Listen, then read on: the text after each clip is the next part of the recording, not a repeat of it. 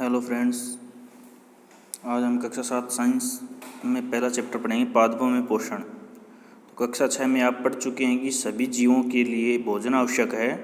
आप यह भी पढ़ चुके हैं कि कार्बोहाइड्रेट, प्रोटीन, वसा, विटामिन एवं खनिज भोजन के घटक हैं।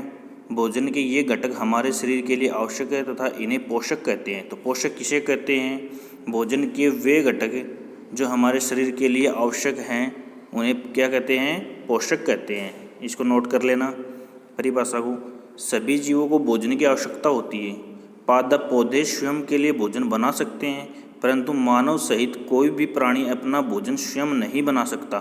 वे पादपों या पादपों का आहार ग्रहण करने वाले जंतुओं से अपना भोजन प्राप्त करते हैं। अतः मानव एवं अन्य प्राणी प्रत्यक्ष अथवा परोक्ष रूप से पादपों पर निर्भर करते हैं।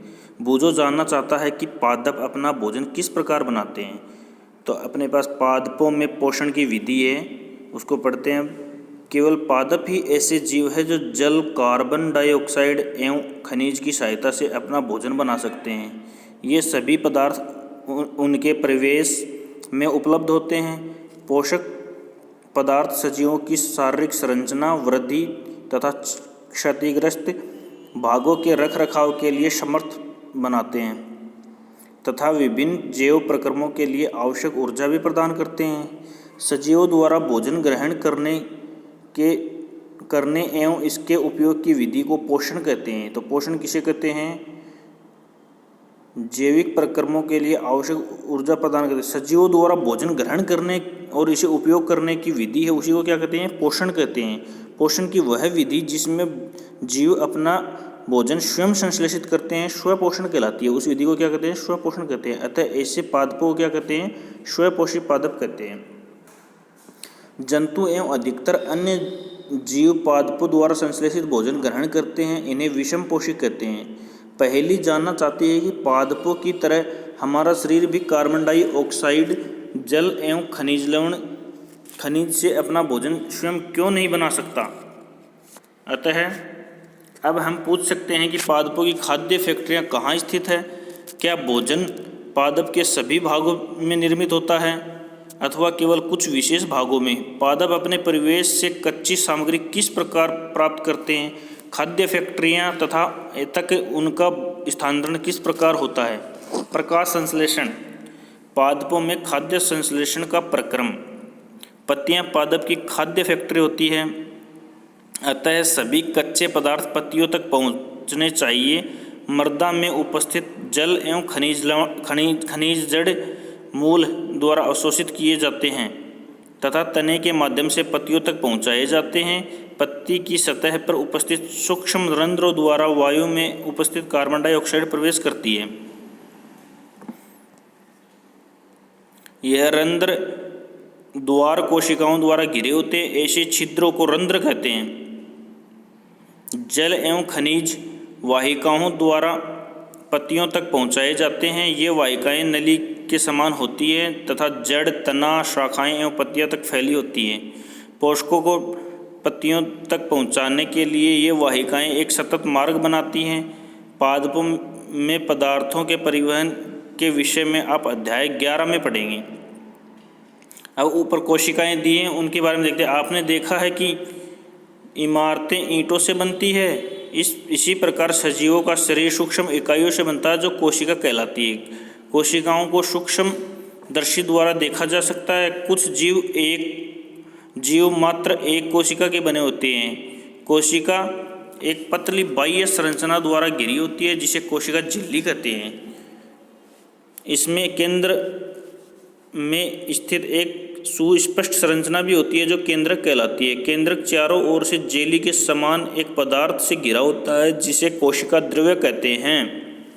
ये इधर कोशिका का आरेख चित्र दिया आपने को, इसमें केंद्रक दिया, बीच में वो स्थित है वो केंद्रक है, और केंद्रक के बाहर जो जेलीनुमा पदार्थ है उसको बोलते हैं कोशिका द्रव्य, और बाहर जो एक झिल्ली है उसको बोलते हैं कोशिका झिल्ली।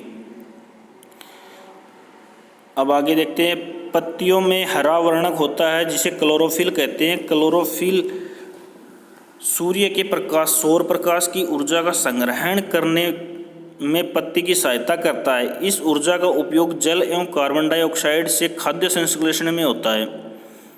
क्योंकि खाद्य संश्लेषण सूर्य के प्रकाश में की उपस्थिति में होता है, इसलिए इसे प्रकाश संश्लेषण कहते हैं। अतः हमने देखा कि क्लोरोफिल सूर्य का प्रकाश, कार्बन डाइऑक्साइड एवं जल प्रकाश संश्लेषण के लिए आवश्यक है। इस पृथ्वी पर यह एक अद्वितीय प्रक्रम है। पत्तियों द्वारा सौर ऊर्जा संग्रहित की जाती है तथा खाद्य पादप में खाद्य के रूप में संचित होती है। अतः सभी जीवों के लिए सूर्य ऊर्जा का चरम स्रोत है। क्या आप कल्पना कर सकते हैं कि प्रकाश संश्लेषण नहीं होगा तो क्या होगा? प्रकाश संश्लेषण न होने की स्थिति में खाद्य उपलब्ध नहीं होगा। सभी जीवों का अस्तित्व प्रत्यक्ष एवं परोक्ष रूप से पादपों द्वारा निर्मित भोजन पर निर्भर करता है। इसके अतिरिक्त सभी जीवों के लिए परमावश्यक ऑक्सीजन भी प्रकाश संश्लेषण के दौरान निर्मित होती है। प्रकाश संश्लेषण की अनुपस्थिति में पृथ्वी पर जीवन की कल्पना असंभव है। प्रकाश संश्लेषण के दौरान पत्ती की क्लोरोफिल युक्त कोशिकाएं सूर्य के प्रकाश की उपस्थिति में कार्बन डाइऑक्साइड एवं जल से कार्बोहाइड्रेट का संश्लेषण करती है। इस प्रक्रम को समीकरण द्वारा दर्शा सकते हैं। कार्बन डाइऑक्साइड है, उसमें जल को ऐड किया है, सूर्य का प्रकाश क्लोरोफिल है, उससे कार्बोहाइड्रेट और ऑक्सीजन का निर्माण होता है। इस प्रक्रम से ऑक्सीजन निर्मुक्त होती है। कार्बोहाइड्रेट अंततः पत्तियों में मंड स्टार्च के रूप में संचित हो जाते हैं। पत्तियों में स्टार्च की उपस्थिति प्रकाश संश्लेषण प्रक्रम का संपन्न होना दर्शाता है। स्टार्च भी एक प्रकार का कार्बोहाइड्रेट है। पादपों में पोषण। पत्तियों के अतिरिक्त पादपों में दूसरे हरे भागों जैसे हरे तने, हरी शाखाएं में भी प्रकाश संश्लेषण होता है। मरुस्थलीय पादपों में वाष्पोत्सर्जन द्वारा जल क्षय को कम करने के लिए पत्तियां सल्क एवं शूल रूपी हो जाती हैं। इन पादपों के तने हरे होते हैं जो प्रकाश संश्लेषण का कार्य करते हैं। क्रियाकलाप। एक ही प्रकार के पादपों के 2 गमले लीजिए। एक को अंधकार अथवा काले बक्स में 72 घंटों के लिए रखिए, दूसरे को सूर्य के प्रकाश में रखिए। दोनों पादपों की पत्तियों में आयोडीन परीक्षण उसी प्रकार कीजिए जैसा कि कक्षा 6 में किया था। अपने अवलोकनों को नोट कीजिए। अब उस गमले को जिसे आपने अंधकार में रखा था 3-4 दिन के लिए सूर्य के प्रकाश में रख दीजिए। पुनः इसकी पत्ती पर आयोडीन परीक्षण कीजिए।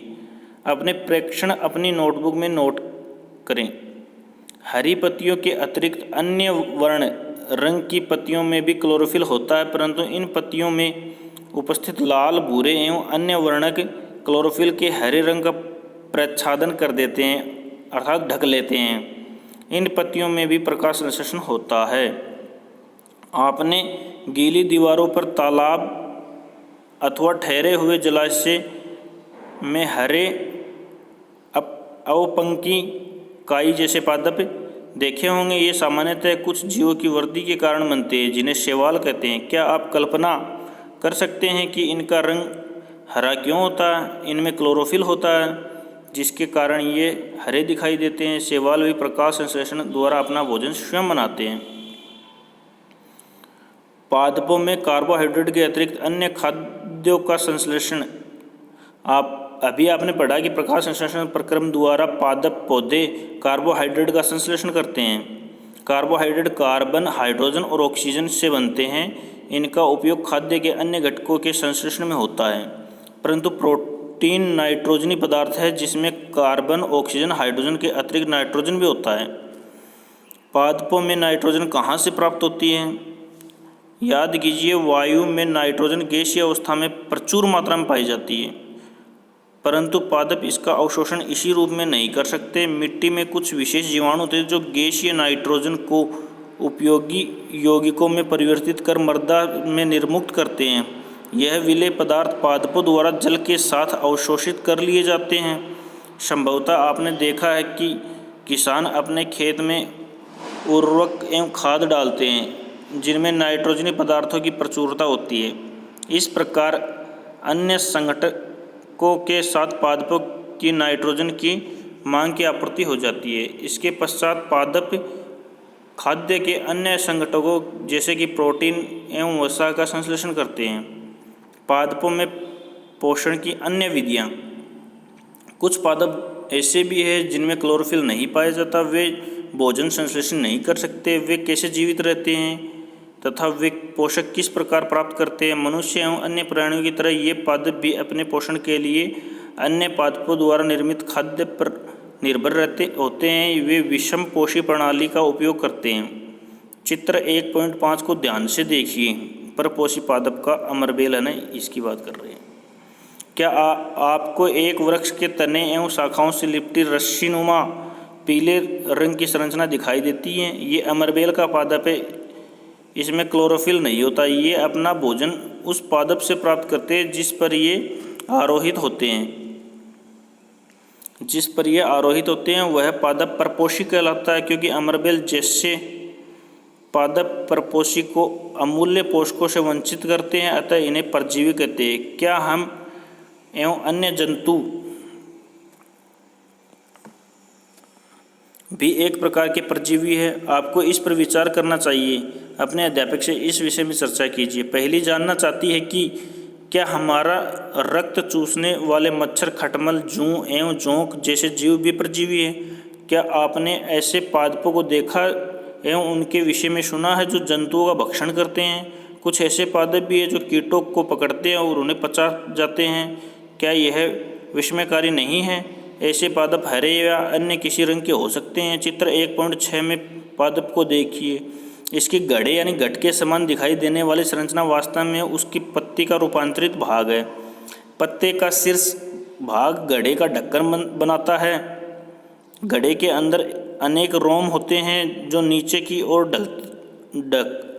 ढलके रहते हैं, अर्थात अधोमुखी होते हैं। जब कोई कीट घड़े में प्रवेश करता है तो यह उसके रोमों के बीच फंस जाता है। घड़े में उपस्थित पाचक रस द्वारा कीटों का पाचन होता है। कीटों का भक्षण करने वाले ऐसे पादप कीटभक्षी पादप कहलाते हैं।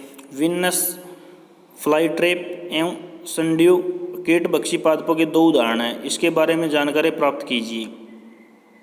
भुजोभर्मिता, यदि घटपर्णी हरा होता है और प्रकाश संश्लेषण संपादित करता है तो यह कीटों का भक्षण क्यों करता है? क्या यह संभव है कि इस प्रकार के पादपों को मृदा से वे सभी पोषक नहीं मिल पाते हैं जिन्हें उन्हें आवश्यकता होती है? इसके आगे का हम पढ़ेंगे अगले दिन। धन्यवाद।